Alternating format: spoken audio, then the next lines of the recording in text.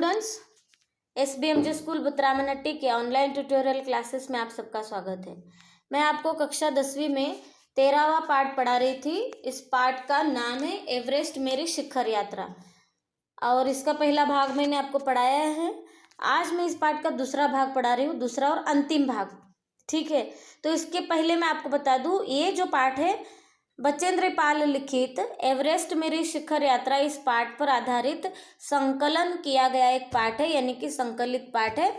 आपको यहाँ पे लेखिका परिचय वगैरह पढ़ने की कोई भी ज़रूरत नहीं है। इसके पहले मैं बता दूं कि लेखिका जो है इस पाठ की, यानी कि बचेंद्र पाल, उन्होंने किस तरह से अपना हौसला कायम रखकर एवरेस्ट की यात्रा पूरी की और उन्होंने भारत की पहली महिला, एवरेस्ट शिखर पर पहुंचने वाली भारत की पहली महिला का किताब मिलाया और इसके लिए उनको किन किन पुरस्कारों से सम्मानित किया गया है ये भी मैं आपको आगे बताऊंगी।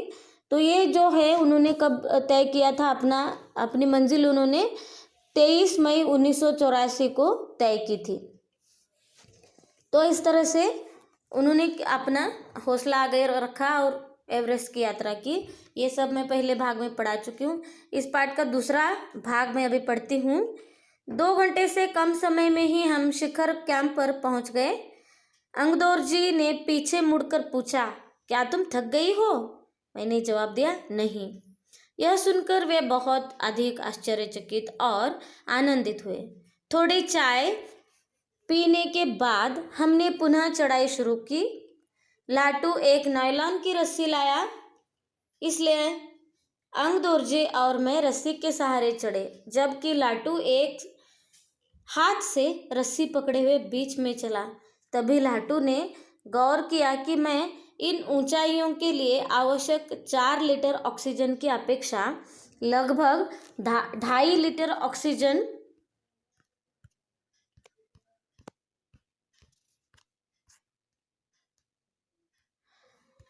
सॉरी 2.5 लीटर ऑक्सीजन प्रति मिनट की दर से लेकर चढ़ रही थी। मेरे रेगुलेटर पर जैसे ही उसने ऑक्सीजन की आपूर्ति बढ़ाई, मुझे कठिन चढ़ाई आसान लगने लगी। दक्षिणी शिखर के ऊपर हवा की गति बढ़ गई थी। उस ऊंचाई पर तेज हवा के झोंके भुरभुरे बर्फ के कणों को चारों तरफ उड़ा रहे थे, जिसे कुछ दिखाई नहीं दे रहा था। मैंने देखा कि थोड़ी दूर तक कोई ऊंची चढ़ाई नहीं है। ढलान एकदम सीधी नीचे चली गई है। मेरी सांस मानो एकदम रुक गई थी। मुझे लगा कि सफलता बहुत नज़दीक है। 23 मई 1984 के दिन दोपहर के 1:07 पर मैं एवरेस्ट की चोटी पर खड़ी थी। एवरेस्ट की चोटी पर पहुंचने वाली मैं प्रथम भारतीय महिला थी। तो पहले इन्होंने 6:20 पर सुबह के अपना सफ़र शुरू किया था। तब उन्होंने बर्फ़ पिघला कर चाय बनाई थी और कुछ बिस्किट्स उस चाय के साथ और आधा चॉकलेट, इतना ही उन्होंने नाश्ता किया था, क्योंकि अगर उनको ऊपर तक चढ़ना है तो पेट भर खाना खाकर वो चढ़ नहीं सकती थी। इसलिए बहुत ही हल्का, जिसको हम हमारे अकॉर्डिंग वो नाश्ता ही नहीं कह सकते, आते जाते वक्त का खाना, इस तरह से हम उसको बोल सकते हैं।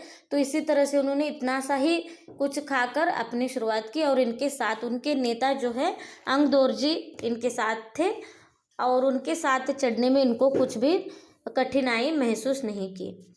और दूसरी बात यहाँ पे है कि उनके साथ लाटू नाम का और एक शिखर यात्री था। वो बीच रस्सी लेकर चढ़ रहा था और उस रस्सी को पकड़कर ये दोनों चढ़ाई कर रहे थे।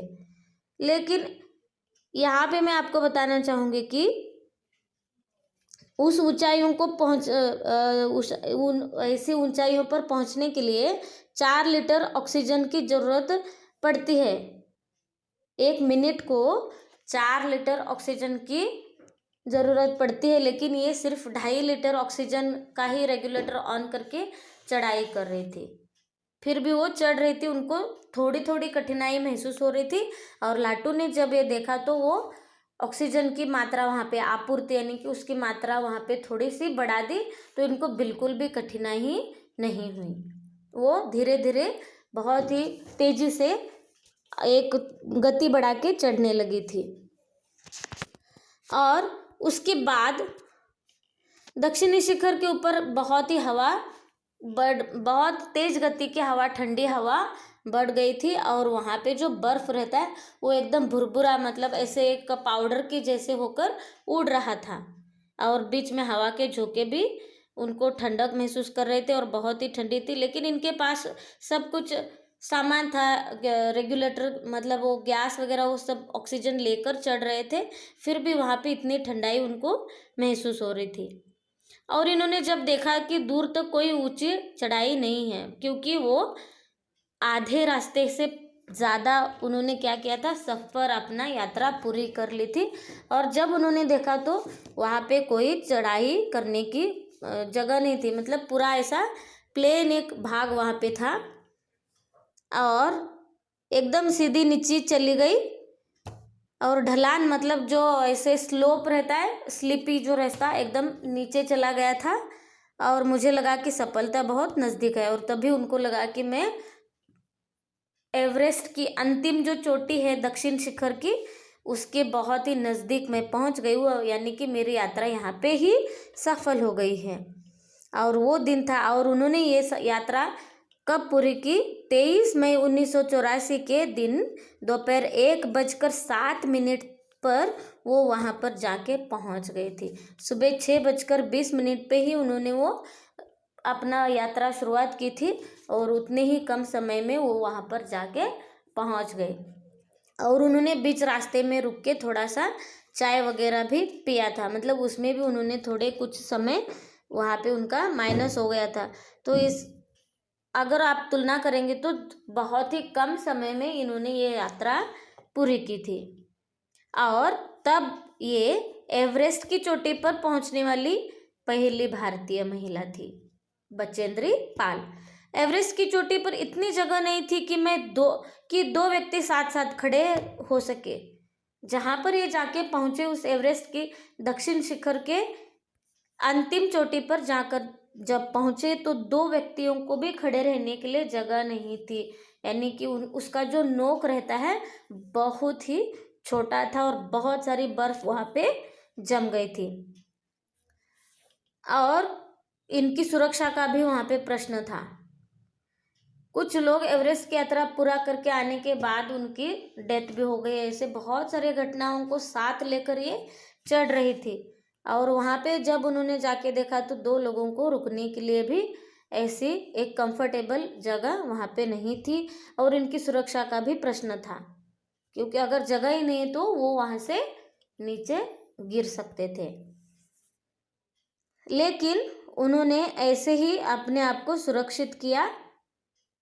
और पहले किस तरह से सुरक्षित किया, उनके पास जो फावड़ा था उस फावड़े से उन्होंने वहाँ से बर्फ काटी और थोड़ी सी जगह की और स्थिर, मतलब एक ही जगह पर वो सुरक्षित खड़ी हो गई। स्थिर मतलब एक ही जगह पर रुकना। इसके बाद मैं अपने घुटनों के बल बैठी, बर्फ अपने माथे को लगाकर मैंने सागर माथे के ताज का चुंबन किया। बिना उठे ही मैंने अपने थैले से हनुमान चालीसा और दुर्गा माँ का चित्र निकाला। मैंने इन्हें अपने साथ लाए लाल कपड़े में लपेटा और छोटी सी पूजा करके इनको बर्फ में दबा दिया। उठकर मैं अपने रज्जू नेता अंगदौर जी के प्रति आदर भाव से झुकी। उन्होंने मुझे गले लगाया। कुछ देर बाद सोनम पुलजर पहुंचा और उन्होंने फोटो लिए। तो इनके बाद जो इनके मिशन में जो लोग थे वो उनके बाद पहुंचे, लेकिन ये वहाँ पे पहले पहुंचे।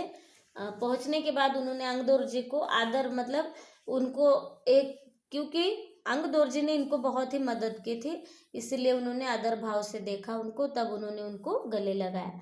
वहाँ पर पहुँचने के बाद उन्होंने एक छोटी सी पूजा की और सागर माथे का चुंबन लिया। और मैं भारतीय महिला हुई इस बात को उन्होंने गौरव से वहाँ पर अपने ही मन ही मन उस शिखर को बताया। और हनुमान चालीसा उनके साथ जो थी और उसको उन्होंने क्या किया, और दुर्गा माता का एक चित्र उनके पास था, उसको उन्होंने बर्फ में दबाकर एक छोटी सी पूजा की। और इनके बाद जो उनके जो साथी थे वो वहाँ पर पहुँच गए और उन्होंने इनकी फ़ोटो लिया। और इस तरह से बचेंद्र ने वहाँ पर पहुँचने के बाद तिरंगा फहराया। ये दिन था 23 मई 1984। तो ये थी हमारी पहली भारतीय महिला एवरेस्ट की शिखर पर पहुंचने वाली। बहुत सारे संघर्ष के बाद इन्होंने ये दिन देखा था, इसीलिए उनको ये सफलता मिल गई। इस समय तक लाटू ने हमारे नेता को एवरेस्ट पर पहुंचने की सूचना दे दी थी। तब मेरे हाथ में वॉकी टॉकी दिया गया। कर्नल खुल्लर ने मुझे बधाई दी और बोले, देश को तुम पर गर्व है। हमने शिखर पर 43 मिनट व्यतीत किए और अपनी वापसी यात्रा 1:55 पर आरंभ की। अंगदोर्जी और मैं साउथ कोल पर सायं 5 बजे तक पहुंच गए। सबने साउथ कोल से शिखर तक और वापस साउथ कोल तक की यात्रा चोटी पर रुकने सहित पूरे 10 घंटे 40 मिनट के अंदर पूरी करने पर बधाई दी। मैं जब तंबू में घूम रही थी, मैंने मेजर कुमार को कर्नल खुल्लर से वायरलेस पर बात करते सुना। आप विश्वास करें या न करें श्रीमान, बचेंद्री पाल केवल 3 घंटे में ही वापस आ गई है और यह उतनी ही चुस्त दिख रही है जितनी वह आज सुबह चढ़ाई शुरू करने से पहले थी। तो वहाँ पर उन्होंने 43 मिनट्स एवरेस्ट पर उस ऐसी ठंडी में बर्फीले उस पहाड़ पर एकदम ऊपर की जो यात्रा है, जैसे जैसे हम ऊपर जाते हैं वैसे सांस लेने में तकलीफ होती है, इसीलिए ऑक्सीजन साथ लेकर चढ़ना पड़ता है। ये बात मैं आपको बताना भूल गई थी। और वहाँ पे उन्होंने 43 मिनट्स व्यतीत किया और वायरलेस यानी कि जो वॉकी टॉकी रहता है उससे अपने जो उनके मिशन के नेता थे उनसे बात की। तो उन्होंने उनको बधाई दी कि पूरे देश को तुम पर बहुत ही गर्व है कि तुमने एवरेस्ट की यात्रा पूरी किया और तुम भारत की पहली महिला बन गए। और उन्होंने पूरी यात्रा को पहुंचने से लेकर वहाँ पे जो समय व्यतीत किया, बीच में जो समय व्यतीत किया और वापस आकर पहुंचने तक का उनका पूरा यात्रा का समय था 10 घंटे और 40 मिनट। और उन्होंने वहाँ से वापस आने के लिए सिर्फ 3 घंटे का ही समय लिया था। इसीलिए लोग आपस में बातें कर रहे थे कि आपको विश्वास ना हो या ना हो, लेकिन बचेंद्र ने वापस आने के लिए सिर्फ 3 घंटे का ही समय लिया है। और बहुत ही वो पहले जितनी चुस्त और तंदुरुस्त दिख रही थी उतनी ही वो अभी भी दिख रही है, यानी कि वो बिल्कुल भी थकी नहीं है, ऐसे उनके बारे में बात की जा रही थी। ये खुद उन्होंने सुना था। मुझे पर्वतारोहण में श्रेष्ठता के लिए भारतीय पर्वतारोहण संघ का प्रतिष्ठित स्वर्ण पदक तथा अन्य अनेक सम्मान और पुरस्कार प्रदान किए गए। पद्मश्री और प्रतिष्ठित अर्जुन पुरस्कार की घोषणा की गई। सबके आकर्षण और सम्मान का केंद्र होना मुझे बहुत अच्छा लगा। इस तरह बचेंद्र को एवरेस्ट पर पहुंचने वाली पहली भारतीय महिला होने का गौरव प्राप्त हुआ। तो इनको बहुत ही अच्छा लगा। और यहाँ पे मैं आपको बता दूं कि पद्मश्री पुरस्कार उनको 1984 में मिला और अर्जुन पुरस्कार जो घोषित किया गया था वो उनको 1986 में मिला। और उसके बाद उन्होंने फिर से एक पुरस्कार लिया, वो था नेशनल एडवेंचर अवार्ड, वो उनको 1994 यानी कि 1994 में मिला। और उसके बाद उनको बहुत ही बड़ा जो पुरस्कार होता है वो पद्म भूषण पुरस्कार उनको 2019 में मिला है। तो इसी तरह से इनको बहुत गर्व हो रहा था कि मैंने मेरा जज्बा कायम रखा और मैंने मेरी मंजिल हासिल की।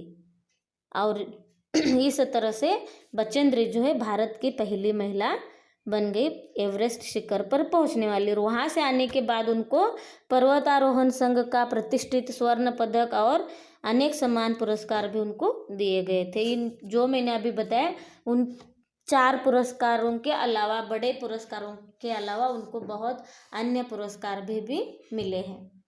तो आशा है बच्चों ये पाठ आपको समझ में आया होगा। देखिए यहाँ पे इनको किस तरह से पुरस्कार दिया गया था। तो ये थी भारत की पहली महिला बचेंद्री पाल जो एवरेस्ट की चोटी पर जाकर आई है। तो आशा है बच्चों ये पाठ आपको समझ में आया होगा और आपने भी ऐसे कोई मंजिल आपने तय की होगी और किस तरह से जज्बा बढ़ाना है और अपने हौसले को किस तरह से कायम रखना है, ये भी इस पाठ से आप सीखे होंगे। अगर कोई शंका है तो आप मुझे इस नंबर पे कॉल कर सकते हैं या फिर जीमेल कर सकते हैं। वीडियो देखने के लिए धन्यवाद।